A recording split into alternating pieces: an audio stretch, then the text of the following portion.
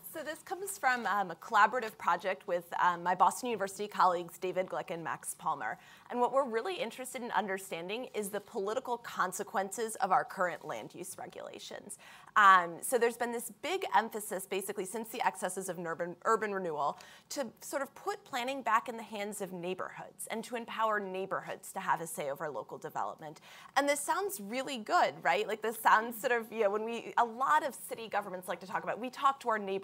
We take into account what neighborhoods think. So it sounds really good in principle when we use this kind of neighborhood-oriented language.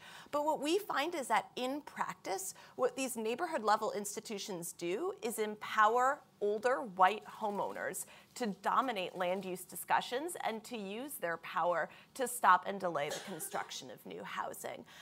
So neighborhoods that have a lot of these older white homeowners are able to use land use tools available to them to fight the construction of new housing. And if you live in a community where there aren't as many older white homeowners and maybe there aren't the same land use tools available to you, if you're in one of these high-cost metropolitan areas, are going to be the neighborhood that bears the brunt of these development pressures. And so we end up with these really uneven land use patterns where some communities are able to mount these really successful neighborhood defenses, while other communities receive the brunt of the development and the gentrification and the displacement that comes with it.